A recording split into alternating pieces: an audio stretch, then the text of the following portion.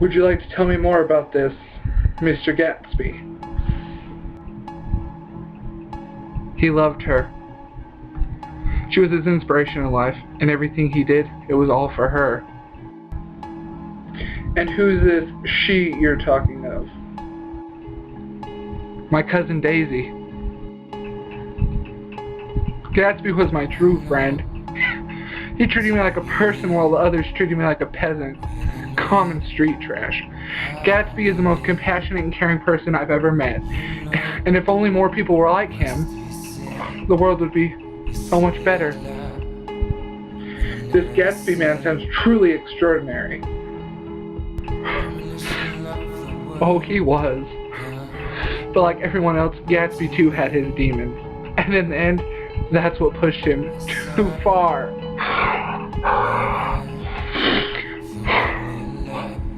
I don't think I can do this anymore. Thanks for your time today. That will end our session. Today I will be reviewing The Great Gatsby, the 2013 version. In The Great Gatsby, yeah, you'll understand that if you've already seen the movie or read the book. But anyway, in The Great Gatsby, would-be businessman Nick Carraway moves to the island of West Egg and becomes intertwined in the lives of his neighbors, Gatsby, who lives across from him, and his cousin Daisy, who lives across the surf from him. I usually don't script my reviews, but there's so much I wanted to cover about this movie that I actually had to like write notes and stuff about it on my iPod, so I hope that's okay with everybody. I usually don't script it, but I like wrote a lot of stuff down I want to talk about because there's so much to cover about this movie. Let me just start off by saying I really, really love this movie. It's fantastic. Let's start out with the plot. The plot's good. It stuck really close to the book, and it was just fantastic. I really liked that it stuck close to the book, because most movies, you don't find most movies like that when they're adapted into movies based on books, they aren't really that they don't really have that many similarities and are really close. So I really enjoyed that the plot was really like the book. Let's go cast and crew. It has a great cast and crew. It has Leonardo DiCaprio.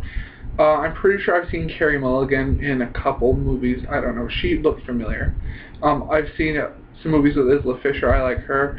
I haven't seen any movies with Joel Edgerton. I do want to see Zero Dark 30, which I think has him in it. Tobey Maguire is in it. He was Spider-Man. It was kind of hard for me to get past that, like when I went to go see the movie.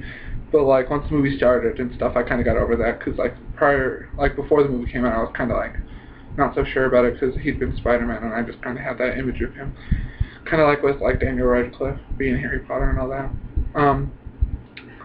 And there's this new actress in it. Her name's Elizabeth Debicki. I don't know how to say her last name. I think she's French. I'm not sure. But she's in it, and she was really good for a newcomer. Well, American movies anyway, because all her other movies I don't think are American, but I don't know. Anyway, so we'll move on to acting. Leonardo DiCaprio did a fantastic job portraying Gatsby. He like totally embodied him well and everything, and I think he's the best choice to pick for Gatsby. I was trying to think of who they could pick and like to play Gatsby, and then when they just decided to pick him, I was like, that's good because I couldn't really think of anybody else. So yeah. Carey Mulligan did a fantastic job as Daisy also. She really portrayed her well and wasn't annoying like Daisy was in the book. Joel Edgerton plays Tom Buchanan, Daisy's husband. He did a real good job at being an a-hole because in the book and the 1970s movie, he's an a-hole. He's just a big fat jerk. And Joel Edgerton did a really good job playing him and all that. Tobey Maguire was Nick Carraway, Daisy's cousin. He did a really good job because Nick Carraway in the book and stuff is like a kind of like a little nerdy businessman and stuff, and kind of just stays to himself. And then like once he meets Gatsby and stuff, and all the other people on the island, he kind of just starts partying and having fun and stuff and coming out of his shell. So I thought Tobey Maguire was good for that, but like I said, I had a problem with it at first, and then I got over it once the movie started and everything. Isla Fisher plays Myrtle Wilson. That is, she sleeps with Daisy's husband Tom. They have an affair because they have multiple affairs because they don't like either person they're married to. And yeah, she did really good job as being a skank. So yeah, and the clothes definitely match too. And Elizabeth Debicki as George Baker, Daisy's friend, who's a female pro golfer. And she did a really good job playing her. Music, we'll go to that category next. A lot of people I know had a fit because the music wasn't all 1920s and jazz and all that, but I actually liked it. I absolutely loved the music. I liked how they mixed old-timey music or jazz music with modern day music and modern day beats and stuff and all that, and I really liked the music. And one of my personal favorite songs out of the whole movie is Young and Beautiful by Lana Del Rey. I really like Lana Del Rey. She's hot, she's British. I mean, you can't get better than that. But anyway, yeah, and her voice is really good and stuff, and the orchestrations and all that is just really good, and it really it's really the whole point of the movie. It totally has to do with the movie, and it fit really well. So that's one of my favorites. Let's move on to scenery and settings. Fantastic. I felt like I was completely immersed in the movie and in Gatsby's world, and it just totally brought the book to life. A lot of people and critics are fussed that the movie was just fun to look at, it was visually stunning and that was all it had going for it, and it wasn't entertaining or good or anything, or that it was just visually stunning and that was it. But I have to disagree with that because the scenery and setting was good. I'm pretty sure there was some CGI. I don't know if they used CGI for everything, but I could recognize some CGI stuff.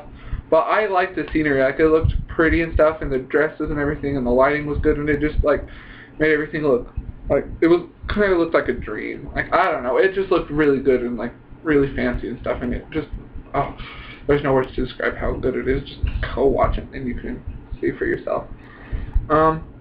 Clothes and periodic pieces and stuff. Everything seemed pretty accurate for that time. I was born in the 1920s, so I don't know. I've seen old movies and stuff and everything, and yeah, it just looked pretty historically accurate for that time to me. And I love seeing the different clothes and stuff, and how they decorated New York City, if that's how they decorated it and stuff back then, and all the lights, the flashing lights, and the fancy restaurants, and everybody was just having a good time and partying it up and all that. This is one of my favorite movies, and I know I may say that about a lot of movies, or say that a lot, but I'm serious about this one. This movie was just so fantastic. It is definitely one of my favorite movies. This is the only movie, seriously, I've ever seen where the movie is exactly like the book.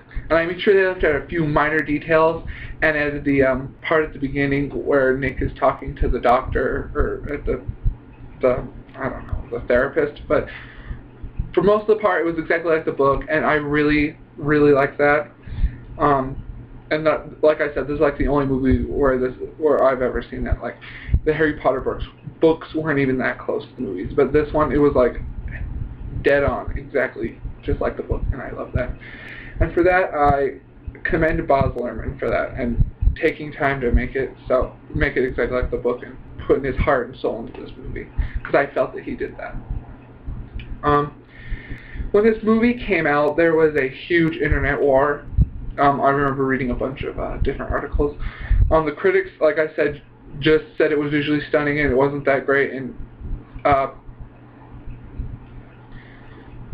Scott Fitzgerald wouldn't be proud of it, and then the people said that it was entertaining and visually stunning and that F. Scott Fitzgerald would be proud. And I have to agree with the people, just regular people like you and me that just reviewed, and then there's the critics. But I read an article, or a few, I don't remember, but yeah, there was a huge war, everybody's arguing, and a lot of people that read the book at my school and stuff and everything, they weren't sure about seeing it because they were afraid, and I was you know what, screw that, just go see it if you want to see it. If you read the book, if you want to see it anyway and haven't read the book, just go see it, honestly. And I think F. Scott Fitzgerald would be proud of how Baz Luhrman did this movie, because it's just really good and fantastic. In the book, Daisy was really annoying, seriously. And And everyone I knew who had read the book hated her and thought she was super annoying. And yeah, she is.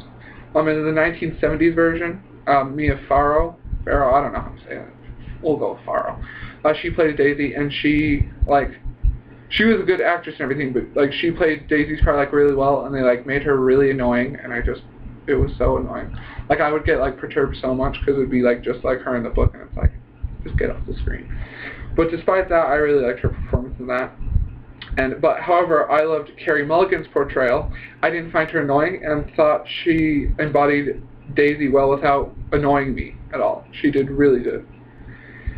So at school, we had Gatsby Mania. Just kidding. It was Gatsby Mania. Prom. Yeah, this movie came out a couple months ago, or my last school year. Yeah, last school year for me. Well, I don't even know. But anyway, everyone was crazy about Gatsby. The prom theme was Gatsby.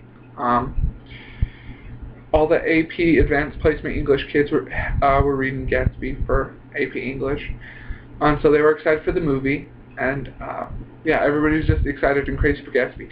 Facebook was all popping up saying the countdown and stuff, and my Facebook wall was all filled with people saying how excited they were for Gatsby and everything. And it was just, I would just call it Gatsby Mania, because everybody was crazy for Gatsby and excited.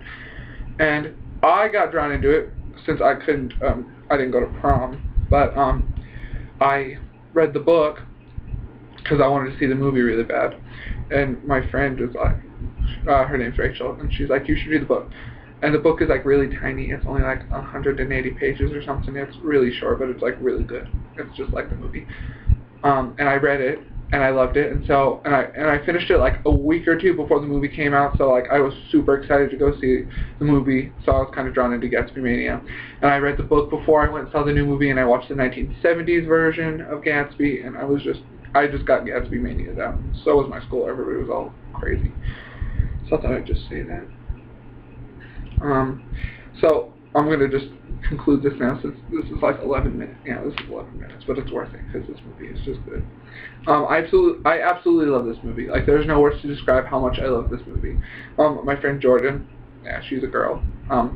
She came over last night because she wanted to watch Gatsby, and she didn't get to see it in theaters because she was going to come with me and see it, but she had some complications and couldn't. So, but I had bought it the other day, and so she came over and watched it last night, and I just I wanted to wait until I watched it again to do the review, so I could be all excited again and have the same energy and excitement as I have right now, even though it may not seem I'm that excited about it or that pumped up about it, but I really, really like this movie. And there's no words to describe how much I love this movie. I give it 10 out of 10, 2 thumbs up, 4 stars, and all that jazz. I really like this movie a lot. No joke, I really liked it. I feel that Baz Luhrmann really brought F. Scott Fitzgerald's novel to life, and hopefully this movie will become an American classic film, and just live on, and everyone will watch it because it's just so good.